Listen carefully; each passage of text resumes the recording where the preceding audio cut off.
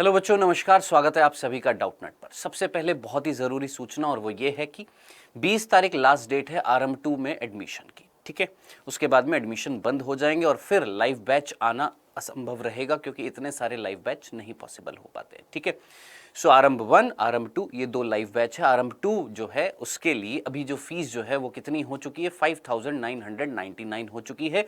नीचे जो नंबर आपको दिखाई दे रहा है 012471158250, इस पर आप संपर्क कर सकते हैं या डिस्क्रिप्शन में गूगल फॉर्म है, आप उसको भर दीजिए, आपके पास ऑटोमेटिकली कॉल आ जाएगा, आपको सारी इंफॉर्मेशन दे दी जाएगी। ठीक है, दूसरी चीज, वो बच्चे जो वेट कर रहे हैं कि सर वो टॉप 5 विनर कौन है जिनको स्कॉलरशिप दी जाने वाली है, तो उसका अनाउंसमेंट आज शाम को आपको दिया जाएगा। आज शाम को अराउंड 5 से 6 बजे के बीच में या अराउंड 6 बजे, जी हाँ 6 बजे आपको बता दिया जाएगा वो टॉप 5 लकी विनर कौन से हैं जिन्होंने स्कॉलरशिप जीती है। 100% स्कॉलरशिप मिली है उनको और वो टोटली फ्री ऑफ कॉस्ट आरंभ 2 में एडमिशन ले लेंगे। ठीक है, तो ऐसे बच्चे जिनको स्कॉलरशिप मिली है वो आज शाम को 6 बजे पता लग जाएंगे और जिनको नहीं मिली आपके पास अभी भी मौका है, फिर उसके बाद में मौका नहीं मिलेगा आरंभ 2 में एडमिशन का। डन।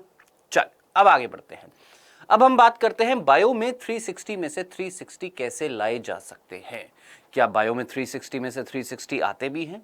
जी हाँ, हर साल बच्चे लेकर आए हैं, बिल्कुल लेकर आए हैं। क्या है तरीका बायो में 360 में से 360 लाने का? देखिए, जो अमूमन तौर पे मैं जो अपने ही बैच में जो देख रहा हूं, कई बच्चे जो होते हैं बेसिकली ड्रॉपर्स होते हैं, जगह जगह से पढ़कर आए होते हैं, है ना। तो जब वो जगह जगह से पढ़कर आए होते हैं तो जगह जगह के जो मॉड्यूल्स जो होते हैं उन मॉड्यूल्स में आउट ऑफ एनसीईआरटी क्वेश्चंस होते हैं। जी होते हैं। मैं जो मॉड्यूल देता हूं उसमें भी होते हैं। जी होते हैं। ठीक है, अब हर टीचर यही बोलता है कि बेटा एनसीईआरटी पढ़ ले, एनसीईआरटी पढ़ ले, एनसीईआरटी के क्वेश्चंस कर, काफी रहेगा, आउट ऑफ एनसीईआरटी के क्वेश्चंस छोड़ दे। मैं भी यही बोलता हूं, अलग नहीं बोलता हूं, मैं भी उन्हीं टीचर्स की कैटेगरी में हूं जो यही बोलता हूं कि एनसीईआरटी पढ़ो, एनसीईआरटी से रिलेटेड क्वेश्चन सॉल्व करने की कोशिश करो। लेकिन दोस्त, वो जो मॉड्यूल्स में जो क्वेश्चन दिए जा रहे हैं उनका फिर रोल क्या है? वो क्यों दिए जा रहे हैं? जब आउट ऑफ एनसीईआरटी क्वेश्चंस दिए जा रहे हैं तो क्या सर हम उन्हें नहीं करें? देखिए, एक होता है बिल्कुल आउट ऑफ एनसीईआरटी, मतलब जिसका कोई लेना देना नहीं है, मतलब ऐसे टॉपिक्स जो आपके ग्रेजुएशंस में आते हैं, है ना, जब ग्रेजुएशन की डिग्री करते हैं उसमें आते हैं। और कुछ ऐसे क्वेश्चंस होते हैं जो टॉपिक से रिलेटेड होते हैं, थोड़े बहुत आउट ऑफ एनसीईआरटी होते हैं लेकिन थोड़े बहुत रिलेटेड होते हैं। जस्ट फॉर एन एग्जांपल मैं आपको बताता हूं, जैसे आप चैप्टर पढ़ते हैं कौन सा, पुष्पीय पादपों में लैंगिक जनन, रिप्रोडक्शन इन फ्लावरिंग प्लांट्स, है ना। उसमें आता है टॉपिक ओव्यूल्स यानी बीजांड। बीजांड हम पूरा पढ़ लेते हैं, है ना। बीजांड में 2 सहायक कोशिका होती है, सिनर्जिड सेल्स, उनके ऊपर तंतु रूपी समुच्चय फिलीफॉर्म एपरेटस होता है। हाँ सर, उसका कार्य नहीं बता रखा, बस ये बता रखा है कि ये मार्गदर्शन करता है, पॉलन ट्यूब को गाइड करता है। कैसे करता है ये नहीं बता रखा। अब अगर कोई टीचर ये बता रहा है ना, बता रहा है, क्योंकि बच्चे की उत्सुकता होती है, सर कैसे कैसे गाइड करेगा। और अगर वो बता रहा है कि ये एक रासायनिक प्रवृत्ति होती है, केमिकल अट्रैक्ट करते हैं, तो उसको ये नहीं बोलेंगे कि ये बहुत आउट ऑफ एनसीईआरटी आ गया, है ना। इसी प्रकार बीजांड के प्रकार कई प्रकार होते हैं, रज्जु होता है, प्रतीप होता है, कैम्पाइलोट्रोपस, एम्फीट्रोपस, सर्सिनोट्रोपस, 6 एक प्रकार के आपके बीजांड के प्रकार है। अगर वो पढ़ाया जा रहा है तो उसको पढ़ो, उसको मत छोड़ो। ठीक है, हां, जब आप मॉड्यूल्स के क्वेश्चंस करने बैठते हैं तो कुछ questions out of the context आ जाते हैं, आउट ऑफ द कॉन्टेक्स्ट, जिनका कोई लेना देना नहीं है। क्यों? क्योंकि वो पहले से चले आ रहे हैं, पहले से चले आ रहे हैं। ठीक है, तो आपको ऐसे क्वेश्चंस को छांटना है।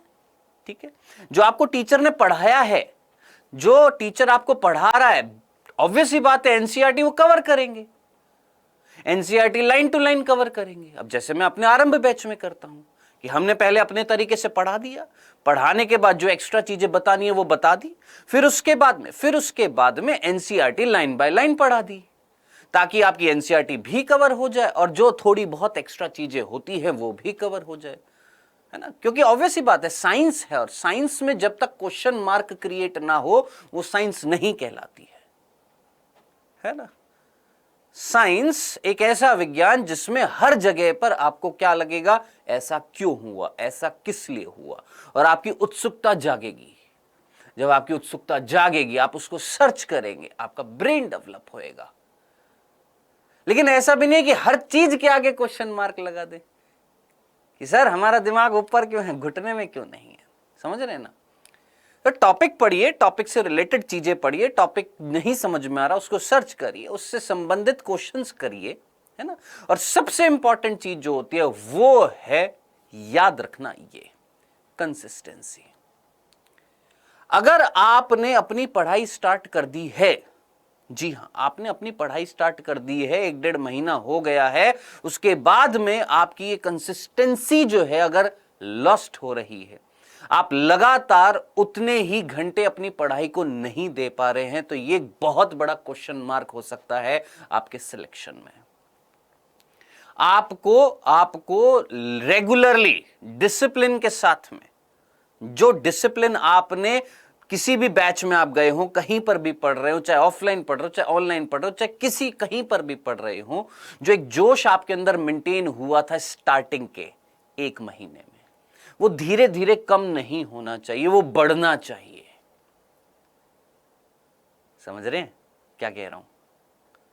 कि अगर आप पहले जब ज्वाइन किए कहीं पर भी, तो आप बड़ी एनर्जी के साथ में आपने उस टॉपिक को पढ़ा, आपने उस चैप्टर को पढ़ा, आपने उसके क्वेश्चंस किए। धीरे धीरे ये एनर्जी डाउन होती जाती है, और ये ह्यूमन नेचर है। ये ह्यूमन नेचर है। हम कोई भी चीज जब स्टार्ट करते हैं तो बहुत ही ऊर्जा के साथ में करते हैं, लेकिन धीरे धीरे वही काम रिपीट करते हम बोर होने लग जाते हैं। ये हमारा नेचर है सभी का ही। लेकिन आपको इस नेचर को ब्रेक करना है। पूरे 9 महीने जो आपके पास बचे हैं ना, इस नेचर को आपको ब्रेक करना है। इनफैक्ट मैं तो ये बोलूंगा कि अगर आपने जिस एनर्जी के साथ में आपने पहले महीने में पढ़ाई करी थी, दूसरे महीने में उससे दुगनी एनर्जी के साथ में आपने पढ़ाई करनी है, और आगे आने वाले मंथ्स में, महीनों में आपने वो एनर्जी डबल ट्रिपल करते जाने हैं। ज्यादा से ज्यादा अपने आप को इन्वॉल्व करना है। जी हां, इन्वॉल्व करना है। किसमें? पढ़ाई में। डन। सो दोस्त, मेरी तरफ से एक सिंपल सी राय मिलेगी, वो ये कि अगर बायो में 360 में से 360 लाने, और जिनके 360 में से 360 आए हैं उन बच्चों के, मैं देखिए इंटरव्यू देखता रहता, और उन बच्चों का सीधा सीधा होता है, सीधा क्या कि भैया हमने एनसीईआरटी पढ़ी, जी हां पढ़ी, जो एक्स्ट्रा पढ़ाया वो पढ़ा, जी हां पढ़ा, एनसीईआरटी से रिलेटेड क्वेश्चन किए, जी हां किए, और कंसिस्टेंसी के साथ में पूरे साल भर हमने मेहनत करी थी। ऐसा नहीं है कि पहले महीने मेहनत करी, दूसरे महीने कम करी, फिर तीसरे महीने और बढ़ गई, फिर चौथे महीने कम करी, नहीं। हां, पर डे फ्लक्चुएशंस मिलेंगे। जरूरी नहीं है हर दिन अच्छा होगा, जरूरी नहीं है हर दिन उतनी ही मेहनत होगी। हो सकता है किसी दिन ज्यादा पढ़ाई हो जाए, हो सकता है किसी दिन कम हो। जिस दिन कम हो उस दिन रात को सोचिए कि कम अगर हुई है तो मैं उसकी भरपाई कैसे करूंगा, अगले दिन करूंगा, है ना। तो लगातार आपने पढ़ना है, लगातार। ठीक है, ये अगर लाने हैं तो लगातार चीजों को कवर करना है, लगातार पढ़ना है। और रिवीजन, दोस्त, रिवीजन तो बहुत जरूरी है, मस्ट है। बिना रिवीजन किए आप सोचना भी मत कि सिलेक्शन हो जाएगा। और कई बच्चे बोलते हैं 1 से 2 बार, अरे 1 से 2 बार रिवीजन में कुछ नहीं होएगा ना। आप रिवीजन करिए, जो पढ़ाया उसको पढ़िए, जो बैकलॉग सीरीज चलती है उनको कवर करिए, जितने भी अपने बैकलॉग है उनको कवर करते जाइए। और लास्ट में आप जानते ही हैं, मैं तो हर साल, आपको पता ही है, पिछले साल 10,000 क्वेश्चन का वादा किया था, इस बार 20,000 क्वेश्चन का वादा किया है, तो वो तो कराऊंगा ही कराऊंगा, है ना। बस आप अपनी थ्योरी को स्ट्रॉन्ग करके चलिए, क्वेश्चंस की प्रैक्टिस कराना मेरी जिम्मेदारी है। आप अपनी थ्योरी को स्ट्रॉन्ग करते चलिए, बायो की मैं लिटरली बोल रहा हूं। आप अपनी थ्योरी को जितना ज्यादा स्ट्रॉन्ग करते हुए चलेंगे, प्रॉपर नोट्स बनाते हुए चलेंगे, क्वेश्चंस की प्रैक्टिस कराना मेरी जिम्मेदारी है, उसको मेरे पर छोड़ दीजिए। क्वेश्चंस मैं भरपूर आपको प्रैक्टिस कराऊंगा, बस आप सिर्फ और सिर्फ थ्योरी, अपनी बायो की बात कर रहा हूं, थ्योरी जो है अच्छे से स्ट्रॉन्ग करते हुए चले जाइएगा। डन? क्लियर है? तो मेरी तरफ से वादा रहा कि इस साल जबरदस्त तरीके से क्वेश्चंस की प्रैक्टिस कराएंगे। लेकिन वो कब कराएंगे? एंड टाइम पे होती है ना, क्यों? क्योंकि स्टार्टिंग में तो थ्योरी पढ़ी होती है, क्वेश्चंस भी करिए, ऐसा नहीं है कि क्वेश्चन नहीं करने, क्वेश्चन भी आपने करने थ्योरी के साथ साथ, लेकिन लास्ट टाइम पे वो जो क्वेश्चंस होते हैं ना, धड़ धड़ धड़ धड़ क्वेश्चंस की प्रैक्टिस, वो मैं आपको कराऊंगा।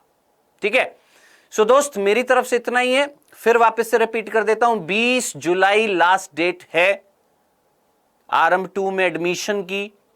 20 जुलाई लास्ट डेट है आरंभ 2 में एडमिशन की। फीस आपको बता दी गई है, ऑलरेडी कम हो चुकी है, 50% डिस्काउंट चल रहा है, मॉनसून सेल चल रहा है दोस्त। नीचे दिए गए नंबर पर आप संपर्क कर सकते हैं, डिस्क्रिप्शन में जो गूगल फॉर्म है उसको भर सकते हैं, और लास्ट जो टॉप 5 विनर्स होंगे उनका हम आज डिस्क्लोज करेंगे शाम को 6 बजे। डन, चलिए 5 लकी विनर को, ठीक है, शाम को 6 बजे बताया जाएगा। डन, चलिए मिलते हैं बेटा जी। ओके जी, बाय बाय, टेक केयर, धन्यवाद।